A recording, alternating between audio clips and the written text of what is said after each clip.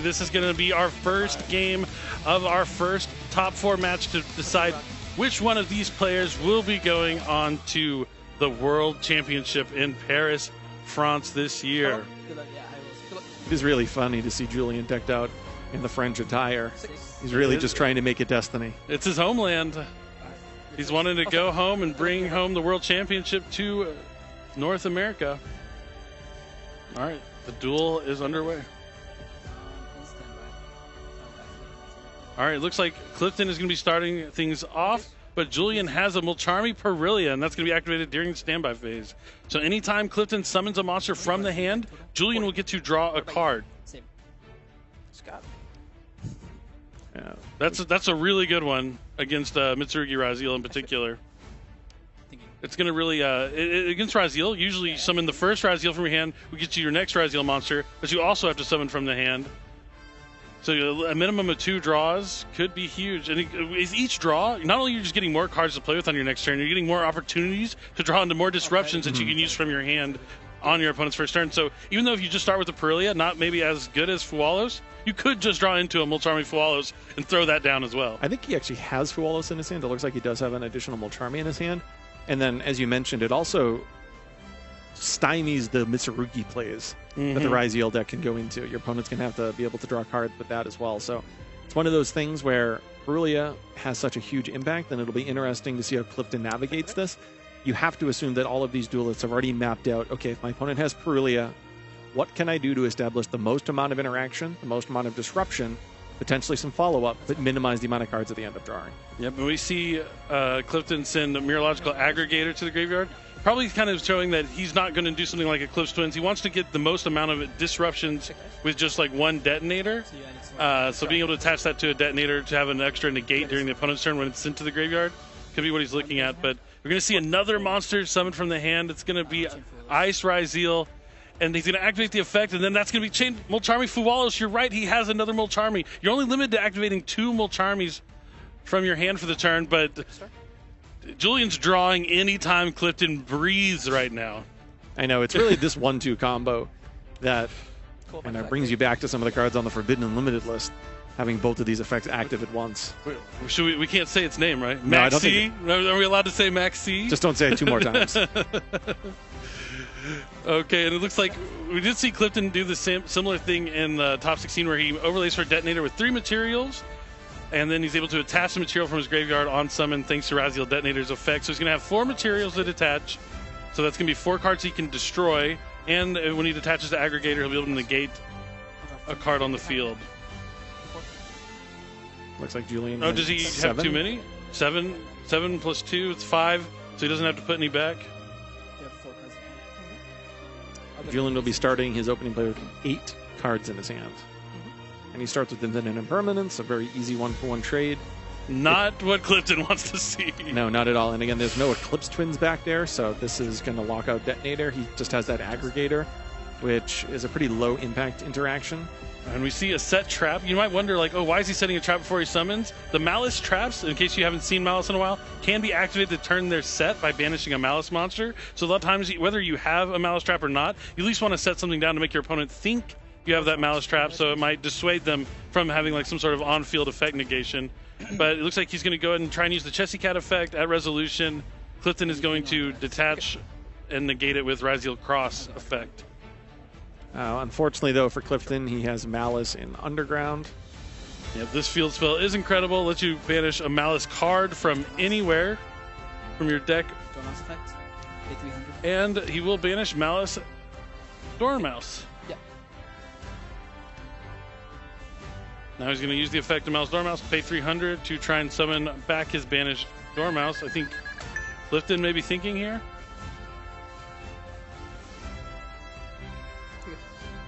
And that's going to resolve. I know all you Master Duel fans out there, y'all seen a lot of this over the past week. Now he can activate Dormouse, which will allow him to search his deck. Looks like banishing the White Rabbit, and then obviously he'll be able to special summon that White Rabbit by paying 300, which would then allow him to set a trap card. So if he did not initially have a trap card set, as you were commenting on a moment ago, this will be his ability to basically search out whichever one he wants. And for those who are curious, he is playing multiple. Yep, GWC06. Still an incredible card and should 100% be considered when you're playing Malice, if not just for the life point gaining effect. You have seen players cut it, though. That's why I kind of commented on where if he has one set, this White Rabbit wouldn't have any effect, but he is able to now establish. I'm a GWC06 fan. I mean, I understand like, it's one of the cards you can draw in your opening hand without another Malice monster, and it's not great. Even with a Malice monster, it's not great because it's summons from the graveyard or banishment, but it just gives you that extra level. Like, I like toolboxy kind of decks, and having that option to go into traps when the certain traps when you need them is important. But he's going to use all 3 monsters here. Looks like he's thinking about Heart Scripter, but is going to end up with Malice Whitebinder as the first monster he's going to summon. So on summon, Malice Whitebinder can banish up to 3 cards from both players' graveyards. He's going to go after RYZEAL, his own Chessy Cat since it hasn't been banished yet. And then he's going to go after Dormouse because he's going to want to have a Malice card banished that he can shuffle back at some point with Heart Scripter later on in the turn. Yep. And now he can use the Chessy Cat effect. Special summon that back out. He's now used all 3 of the original 3 Malice. He still certainly has March here as well. Yep. Now we're seeing another Link summon. He's going to send Chessy Cat and Whitebinder to the graveyard for Access Code Talker. And yep, Clifton knows that this is going to be enough damage. He's going to be able to banish that Whitebinder with Access Code. It's going to summon back. He'll be able to draw a card that you draw into. Yeah. But if those aren't in your deck and you're just letting your opponent draw a lot of cards and they can't beat your board anyway, sometimes it's actually okay to just take the Molcharmy challenge. Definitely. That's where we're at. We're at Molcharmy challenges now. It is definitely the way to go, but it looks like we are ready to go. The hands have been shaken. Clifton is going to be starting things off with Mitsurugi Prayers. This is an incredibly important card to resolve because his hand is double Solemn Judgment and looks like Serpent. Night Sword Serpent? Night Sword Serpent, not one you want to draw. Oh, it does resolve. Looked like Julian thought about doing something there. We haven't seen a Molcharmy Perilia drop down like we did in game number 1 just yet. You talked about the Molcharmies, and then you mentioned Droll being the third, Droll and Lockbird. And I think that popularity is also, I mean, really good against Luna Light, but due to how impactful it is against it can be against the Mitsurugi RYZEAL strategy. Even though you can't activate like Prayers in the draw phase, they definitely have ways to play around it. But you want to see like one of those like 9 cards in your opening hand to really have an impact. And if you're playing 9 different high impact cards like that, the odds are in your favor. Does he have Droll and Lockbird? Nope, doesn't look like it. Well, that was draw phase, so that's good. It's going to be here that we'll know when he sends the Saji, well, summons the Saji and then tributes it off to then search a spell from his deck.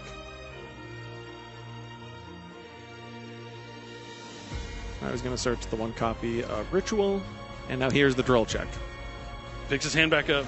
He looks, and it's there. So for the rest of this turn, neither player can add cards to their hand. Silver Lining. Clifton won't have to deal with Molcharmies this turn. Yeah. I think that's a cross. So he opened up Cross, Serpent, double Solemn. Not a good hand. Not what you need in such a critical duel. Not when you're playing to go to the World Championship. So you got double Molcharmy game 1, and then has very little engine here.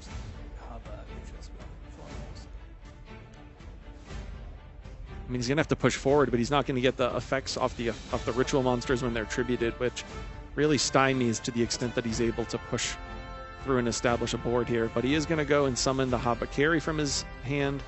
He's going to send Combination down. So Kusanagi is going to go to the graveyard, I believe. I think that was Aramasa. Aramasa. Yeah.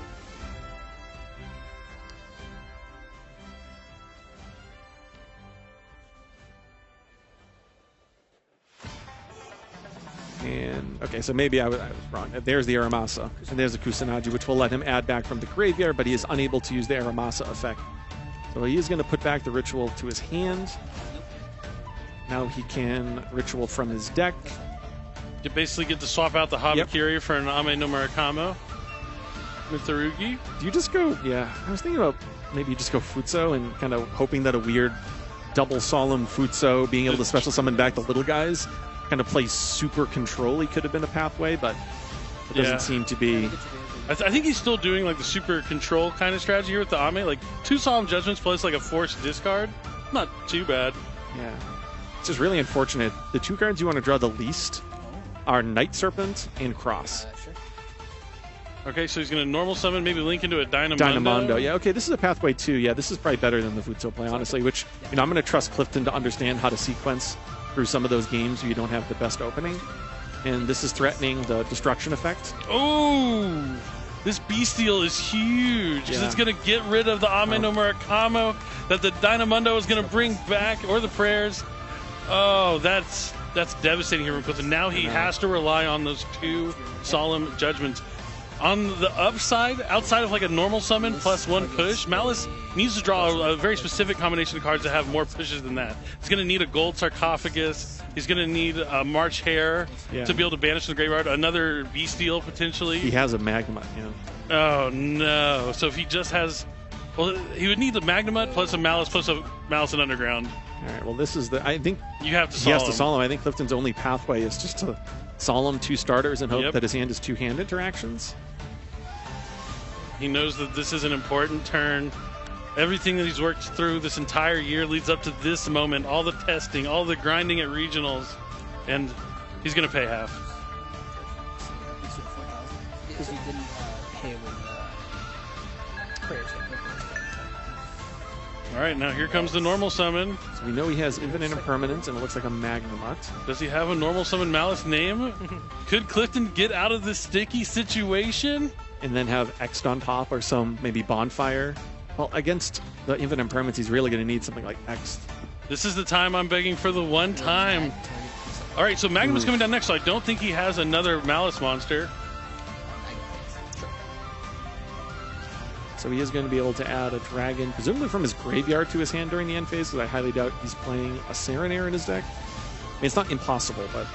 If you're using like a WQP, there's some cool things you can do with Serenair to like dump Magnemite to get out of your gear, but linking into Dark, Charmer, Gloomy...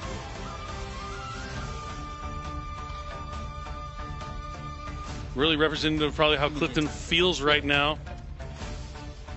A little gloomy, but you can't let that get you down. You have to play with the cards you're dealt and hope that you can do the best you can with them.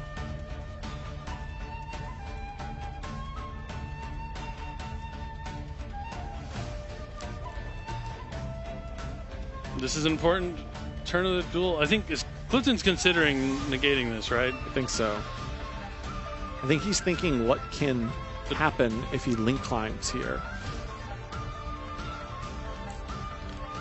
I mean, the Dark's usually really good, like for the mirror match. Yeah, he's going to use the Solemn Judgment here because he can just threaten SP Little Knight on the back row. Granted, that would give him another turn, presumably. He wouldn't be able to attack directly, but there has to be a myriad of things that just being able to link climb could potentially do. And now he's going to tribute the Dynamondo to bring back the Habakiri. No Malice normal summon. No normal summon here from Julian. He just had the Malice Underground. The end phase, the Magnemite's going to add the Jerusalem back from the graveyard to the hand. And Clifton's still in this game. Not by much, but he is still in it. Midwest Master. So you can almost guarantee that back row is infinite impermanence. I mean, it could be a Malice trap. There's no real reason to set it, especially as we commented earlier with Valon in the format. If he were to draw X, that's what he's going to need. He's going to need to draw a RYZEAL card that can play through impermanence. Sword RYZEAL. It's not quite going to be good enough. Infinite impermanence. He knows there's still a Druis Worm waiting in Julian's hand. Plus one other unknown card. Register for the remaining last chance qualifier. If you would like to get registered in the last chance qualifier, please go to events.thesidedeck.com. There are customer kiosks. So it looks like he's just going to shift to attack mode. I mean, he's Talk about the end of main. I can't really hear you. He's only playing with 2,000 life points left right now. So he's going to attack and attack. Take it 15? Yeah. It's going to be like, what, 3,900 points of damage here? 24? I wonder if Habakiri's secret effect will matter, where his opponent's monsters lose 800 attack if he tries to make a Druis Worm play. Clifton looking at his extra deck, thinking if he wants to link summon and send these 2 monsters to the graveyard. He's just already used Dynamondo. His Habakiri is banished. I mean, so rather his Murakamo is banished. He's at 2,000. I'm at 4,100. In end phase of the choice. All right, so the Jerusalem is going to come down the end phase. Still pass. I wonder if there's any merit to holding that to see if he draws a Malice monster just to be able to advance his plays. Is that White Rabbit in his hand? I can't imagine that being White Rabbit because he had it last turn. Well, he just drew a Mulcharmy, which isn't necessarily a good draw. I'm at 1700. Oh, he knows the secret ability. He just commented on the attack reduction. That's huge right now. He won't be able to attack over the Habakiri. He'd have to attack and essentially crash into it. Or like link it off the field for something, potentially. He's already used his Dark. It would have to be like SP Little Knight. Yeah, there's not a ton of utility links in his deck.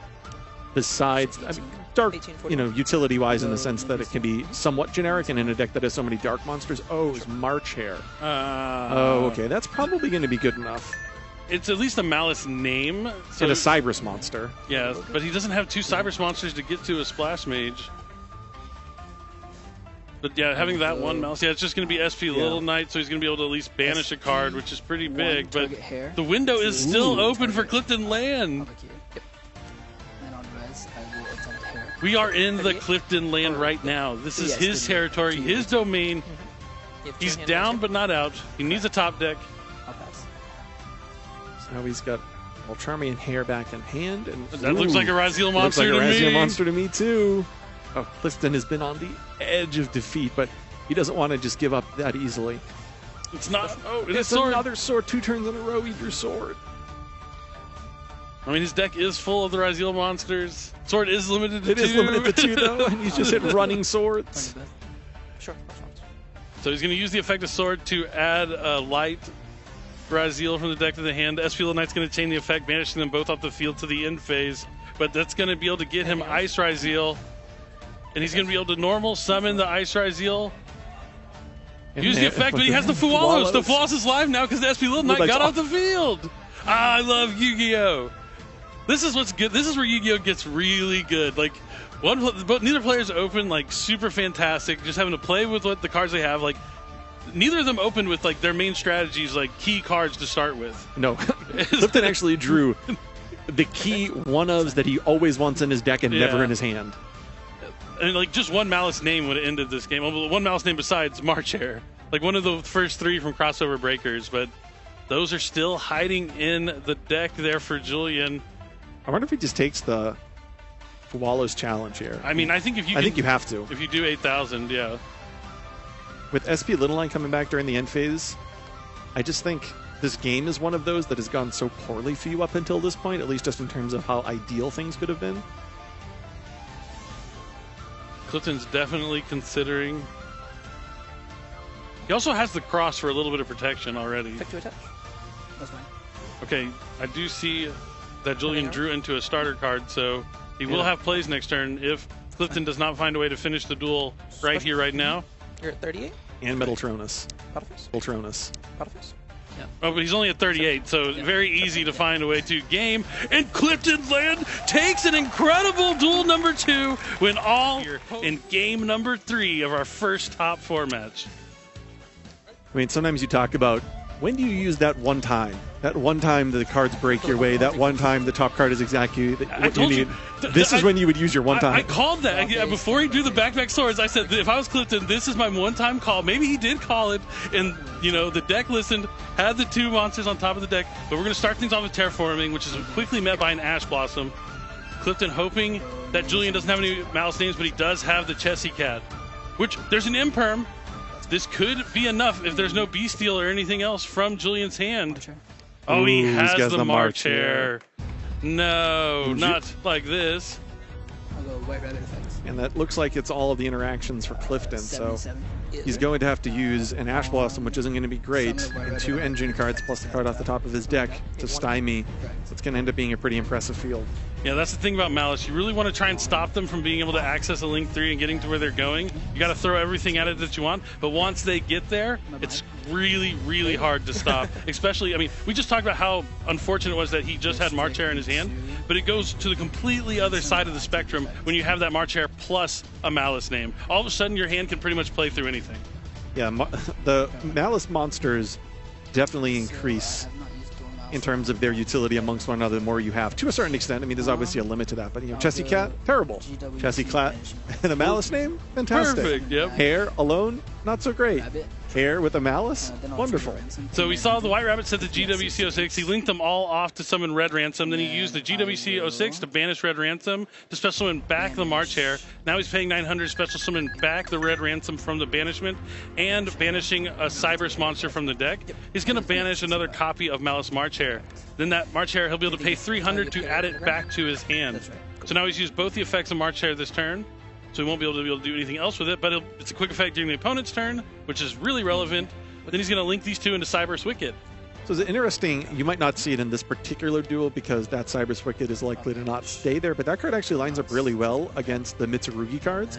It has a secret effect that a lot of duelists probably have overlooked, which is when it's link summoned, it in and of itself cannot be destroyed, but also the monsters that it points to cannot be destroyed. So if your plan is to use Mirakumo to wipe the opponent's monsters, be wary that if they've set up Cybers Wicked, your plan isn't actually going to work, and that's something to really consider going second into a lot of boards with this strategy. And seeing the zone placement here, how the Dormouse is under the zone that the Cybers Wicked points to, playing around Ghost Ogre and Snow Rabbit, that is something that I think Julian has on his mind.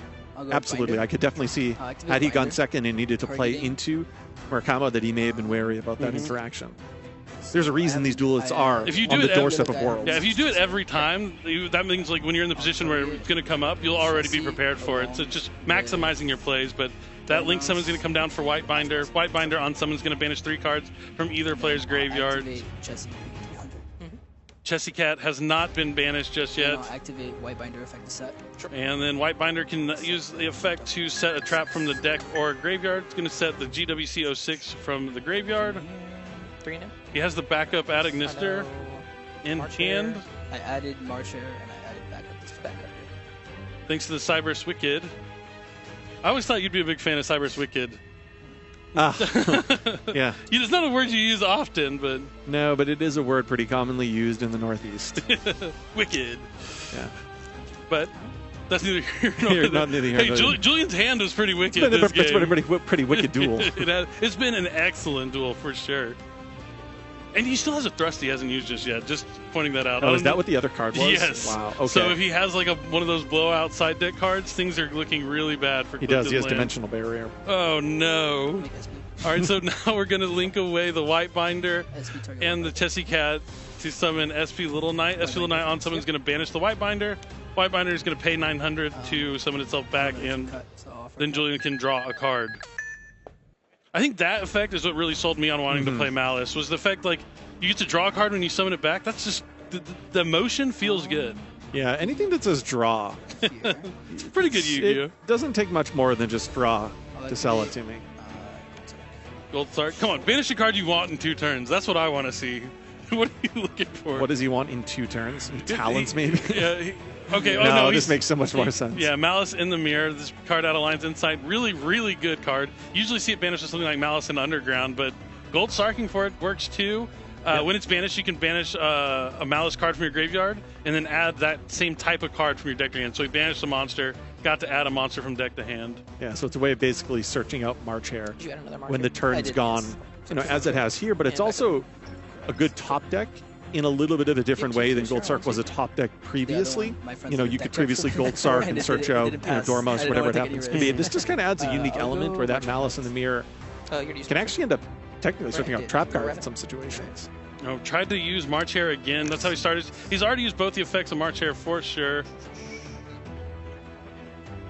Judges might give him like a PE minor real quick for that, just for attempting to activate an illegal effect. Yeah, when I find myself playing Malice, like especially for all those players who've been playing in Master Duel, as have I, you can, like anytime you're like adding Malice monster here, you're like, I'll just get another March Hare. I'll just get another March Hare. You can really never have too many March Hares. But we're going to see a Link summon come down here for Firewall Dragon. And we have... No, I just need to control a Cyber Summon from the extra Yep, backup Aniteckzetto, which is now going to let him search Wizard to his hand. I think the judge is making sure they need to control a Dark Cybers.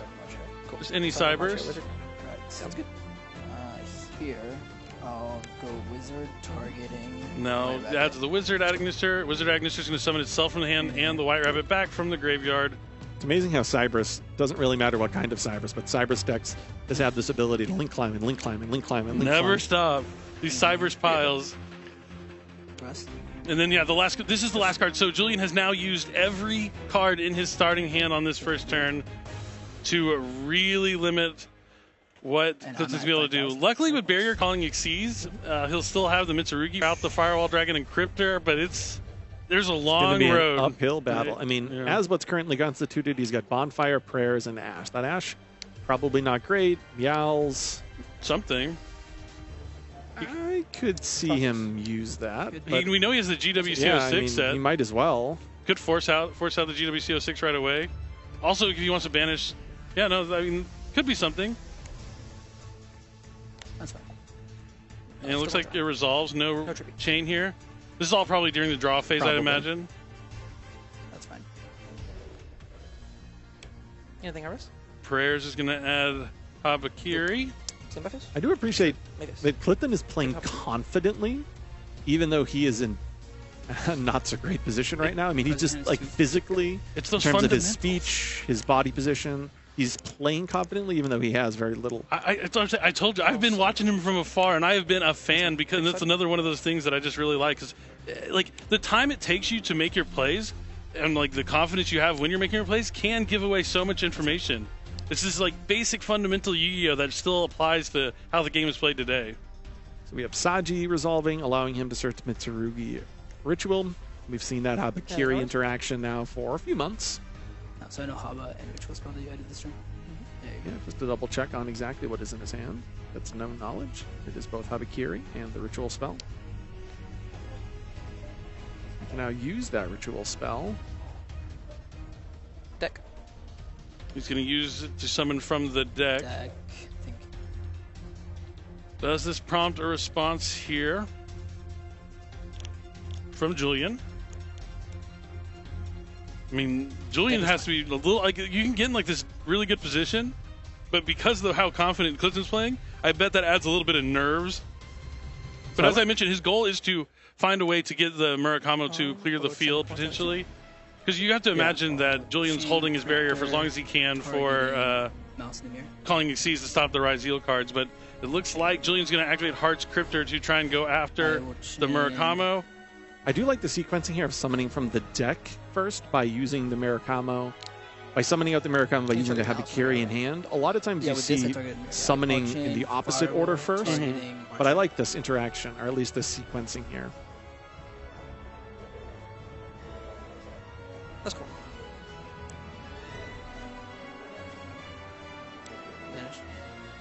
He's going to banish the Murakamo, but then he also is going to be able to summon back the Habakiri. But he at least dealt with the fire. He got what he wanted. He wanted the Murakamo to deal with the field. And now if Julian did use the Heart's Cryptor too, I believe, to banish the Murakamo, and then the Firewall to add back the March Hare. Prayers and then he still has the GWC06. But he is under Meows, so getting new cards can change everything here for Clifton. And his last card is Bonfire. Clifton has the tools necessary. What really comes down to is that last triple tactics thrust, setting that dimensional barrier. Because he broke this board. He did. Anything else? No. Normal summon Ice RYZEAL. Now, it may look like Julian doesn't have a lot, but he does. The only thing is any interaction he does from here is going to give Clifton cards. That's fine. He has the March Hare. It can banish the White Binder. It can summon the White Binder. Can summon itself back. That'd be a draw. Then his White Binder banishes anything else. It's gonna do more. But Dimensional Barrier is gonna be flipped face up, calling Xyz monsters. Ooh, I wonder if he sends. Yeah, he is going to send the brand new. There we go. It is Valon, the Super Sky Blaster, forcing out the GWC06. This is gonna give Julian back some life points, but it's also going to give Clifton a fresh card. And if it can be something. Oh, he just needs to get his Mitsurugi engine back online. I'm trying to think what he could possibly draw under barrier.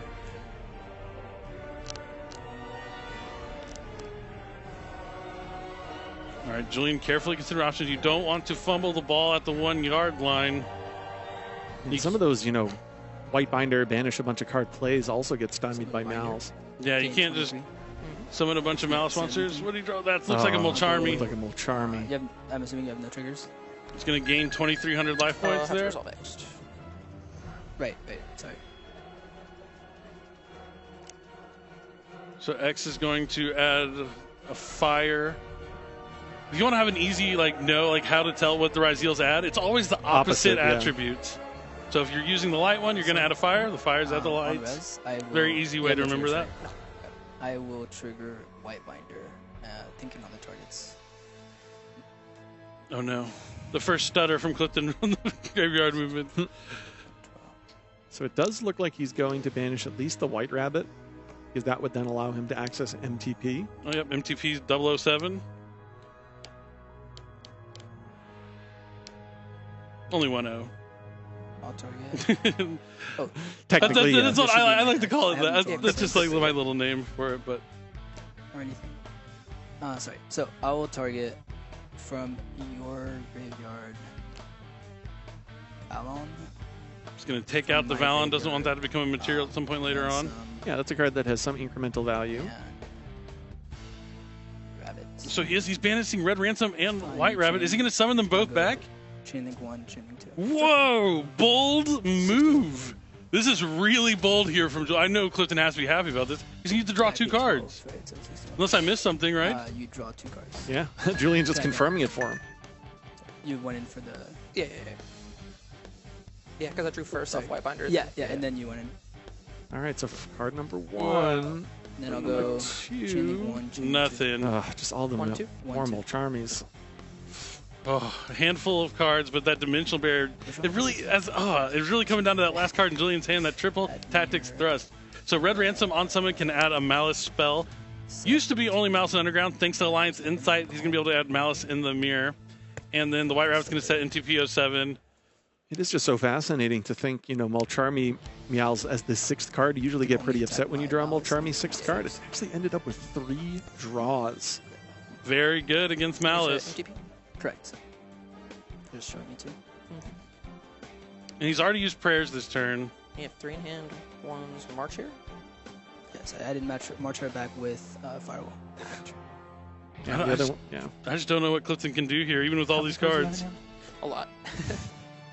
6, and you added Sword and Prayers this turn. And then the other 4. I mean, it's still, a really good game here.